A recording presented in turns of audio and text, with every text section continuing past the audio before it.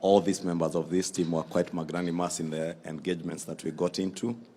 And amidst all the difficulties that we had at the beginning, even not being able to agree on a common agenda, we were able to put together all the agendas that were brought by both teams and reduce them to 5 thematic areas that we handled, and were able to agree on almost 90% of the issues that were before us. The few issues that we could not agree on, like the cost of living, the Azimio team had their views. We had our very strong views on that issue, and we agreed they would give us an opportunity to do what we are supposed to do as government, or as administration charged with the responsibility of dealing with the cost of living, as we also give them the opportunity to continuously critique what we are doing. And I believe they have been doing that, and they will continue doing that. Your Excellency, there are a few other issues that we could not agree on, and we decided that we will refer those to yourself and the former Prime Minister, and you will see them contained in the report, the issues that you should consult between you and the former Prime Minister. And we believe you also endeavor to settle on those outstanding issues. We have since tabled the report in both houses. It's now formally adopted by both houses. We have begun the work of implementation. We have already published 2 bills.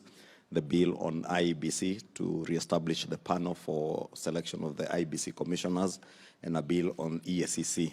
Those are already published, and we reduced the publication timeline for the IEBC one to 1 day. And I believe the jailer committee in both houses will begin work on it to start public participation and process the bills. Your Excellency, finally, amidst all the challenges I say that we had, we also had lessons that we learned, that there is no challenge that is not surmountable when people speak to each other. We have been reminded by the former Prime Minister that we must never forget what brought us to Nadco and how we got there. And we must honor those who lost their lives, those who lost their businesses and property in this country, by ensuring that we fulfill what we have agreed on. That is going to be achieved through legislative interventions. Myself, the Honorable Pio and I, the Honorable Aaron Cheruyot, and Justice Madzayo, we will work hard to ensure that Parliament as an institution works towards the fulfillment of what we ought to do as Parliament. Today we are very happy to come before you and Deputy President to make this presentation. You know, one of the things we had great difficulty with was they kept on saying, His Excellency the President. We were very angry with them. Who gave you authority? That's an issue for discussion. That's how we started these things. Very hard things. But at the end of it, now I think after today, when you meet your brother, Raila Odinga, will call you Your Excellency, Excellency William Samoei Arap Ruto, because of this work. And no hang-ups, and yet the work that lies ahead is equally important. Our recommendation is, because this is a negotiated document, negotiated, therefore we plead with you that the Kenya Kwanza teams in Parliament, in both houses of Parliament, be adequately guided so that we can have a fast-tracked process in order to settle this country, to be able to do the next important things. And therefore, I heard Kimani even here refer, he didn't talk when we were with Raila, he did not talk about public participation. And the reason is, you remember Kimani, one of the things we said, we must have these stakeholders. We don't want to be accused of not having had public participation. This doctrine is written in black and white in our Constitution. Therefore, even if you have to do public participation of the bills, consequent bills upon the report, which has happily been adopted, we want to suggest that we do not take all the time. You can do public participation, and then you get a lot of problems coming out of it. So fast-tracking it, and then getting the final product. We all know, for example, we do not have an IBC. The other day I went to take part in elections for the Law Society of Kenya. And you know, I saw people wearing IEBC things. I looked at them, I said, if I was a contestant, I would take this matter to court. There is no IEBC. But they went on. These were lawyers who should know. So we don't have an IEBC. So people of Banisa have every reason to feel aggrieved. But then I think we are able, if we fast track this thing, because even the ruling that was made by some judge in this matter did not give the timelines. Aaron kept on, actually, it's like he knew some of these judges. Because you guys, you know, there's this thing in court. But now we're able to move with speed and implement this. So we want to urge again, fast tracking and also having it as it is, because it's a negotiated product. We have precedents highlighting, this position. And it's not like we're in a hurry to force any situation. You know it better.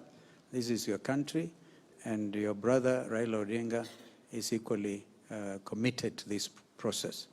There will be forces, as expected, within the coalitions and outside, within parliament and outside, who may not like to have a peaceful country, and therefore may want to derail even what we have come up with. We want to ask that you use the authority given to you by law to push this thing through.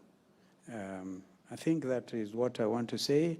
The 5 agenda items are highlighted in the document, and I think we can now happily present the product to you. Let me take this opportunity to really thank the 2 teams for your pragmatism, for your patience, and for the hours that you have spent to come up with a document that will bring peace and tranquility to our country. Your Excellency, I must admit that I was a bit skeptical from the beginning whether these discussions will see the light of the day. I must admit I had estimated the resilience of the Kenyan people to look for peace and tranquility, and I have since been very impressed by what has happened, and I think this is the way to go. Kenya is bigger than all of us, and we in the executive and our president are very happy to have a peaceful environment, because we have a plan and a mandate with the people of Kenya that would like to execute and implement in a peaceful environment.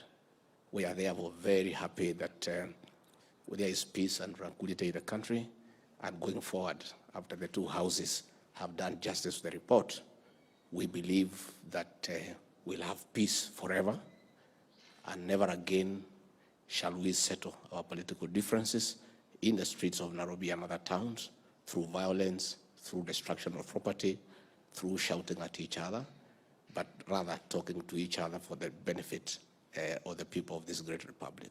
Members of this committee, members of the Secretariat, I want to give you my assurance that I will do the best I can to make sure that we deliver on the agreement that you have made. It is not an agreement of one side versus the other. It is our collective position. And we will mobilize members of parliament. We will mobilize every aspect of what is required so that we can deliver on this commitment. And let me give my commitment that I will do the best I can. We all know, the good thing is that all of us here are members of parliament. Have been members of parliament, let me put it correctly. Have been members of parliament. And you know how parliament operates. Even on bills that I went out with my Kenya Kwanza people. We went out, we told people, we are going to run a program called housing. So when it comes to passing the bill on housing, the people you were with on the platform, now come again and say, lakini sasa unajua, iko maneno. Then you ask them, but we promise the people. So those dynamics, we have to keep working at them. So I really want to ask Parliament this time round, because whenever I call a PG here, and they really take a lot of my time, I have to explain at length, many times. I have to repeat myself for us to forge an agreement. I promise to do the same over this report. And I really want to persuade our members of Parliament from both sides of the House to work towards doing the best for Kenya. I ask also colleagues from the other side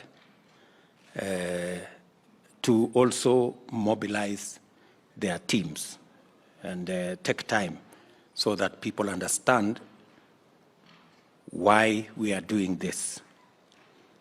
Because sometimes Parliament pushes back and say they have a mind of their own, and they tell us that they are an independent house and we should not give them lectures. And I run into that all the time. But I'm sure this time round, knowing the magnitude of what we want to do, I want to ask members of Parliament to really consider working with us on this subject. So I want to say thank you very much. I know my friend, former Vice President, has said that that indeed we have agreed as leaders from the East African community, because it is the turn for the East African side of our continent to provide the leadership for AU. I have consulted with the leaders of our region, and we have agreed to support the candidature of the Honorable Raila Odinga. And it is because, number one, he is Kenyan. Number two, we believe he has the stature and the wherewithal to handle the affairs of that office. And number three, as East Africans, we have agreed that we move together in that direction. So, my friend Stephen and the teams here, we all remember we pushed the candidature of Amina the last time. We did very well. She won the first round, but she didn't win the final round. And it is another opportunity for us as a country to present a candidate from Kenya for the position of AU. This is not about political sides. This is about Kenya. And we must always remember that there is politics and we have a nation. And when there are issues that concern Kenya as a nation, we must close ranks as communities, as parties, as sides, so that we can all move together.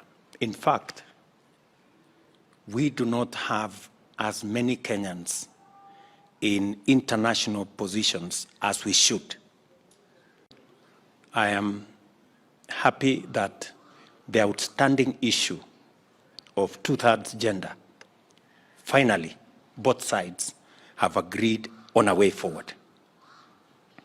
I want to encourage all of us that this time round, I think we have an opportunity to make sure that we deliver on this constitutional imperative. Parliament is teething on a problematic area on the matter of two-thirds gender rule.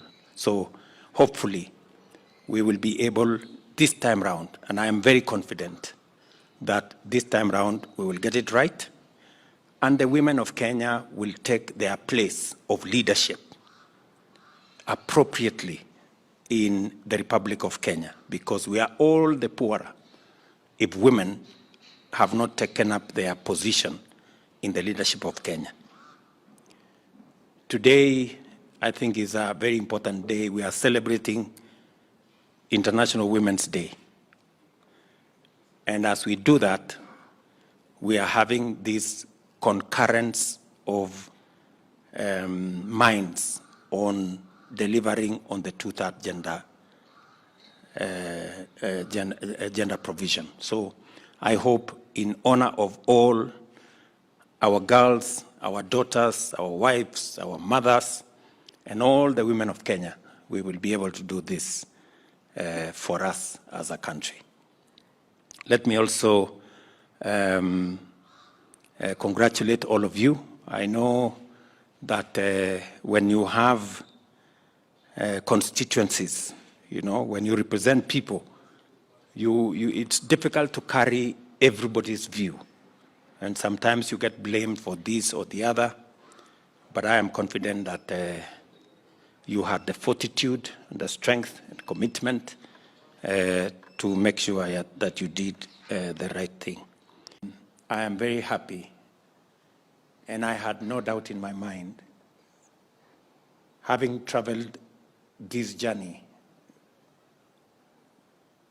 as a politician in Kenya for a long time, I had no doubt in my mind that this was an assignment that was doable. And I'm very proud that we finally have a report, and the report has already been adopted by both houses of parliament, and we are now well on course to implementing it. Let me also take this opportunity to commend our former Prime Minister, the Honorable Raila Odinga, for the decision that we jointly made to make sure that we take the country on this path, the path of peace, of dialogue, consultation, conversation. That is what defines Kenya. Kenya is a country that is very well known, and we have credentials as a country, as believers in democracy, and that we can always use democratic means to resolve whatever issues that arise. On the issue of the IEBC, we have convergence of proposals, and we now have a joint proposal with a bill in Parliament. We also have agreed on the issues of the other proposal that's already in Parliament with a bill is ESCC. I hope you included Mambo Matatu. Again, let me also congratulate you on finding an agreement on the constitutional provision that will make NGCDF a constitutional imperative, so to speak. The oversight fund that the Senate will access, and also NGAF that will be available to our women members of parliament. I am sure Wambilianga and my sister here, Amina, will be happy when we finally make that NGAF a constitutional bill that will constitutionally provide for resources for our women members of parliament to discharge their responsibilities and to serve the people of Kenya appropriately. Let me commit to you, as I commit to the nation, that we will continue to do our best as a country to forge unity, peace, and so that we can drive the progress of Kenya, which leaves no citizen, no community, no side behind, that we will all move together. When finally the history of Kenya will be written, I am sure that if you will not have a chapter, you will not miss some paragraphs in some place, that there were some good people who did a good job for Kenya. But when finally I write mine, surely you'll have a chapter.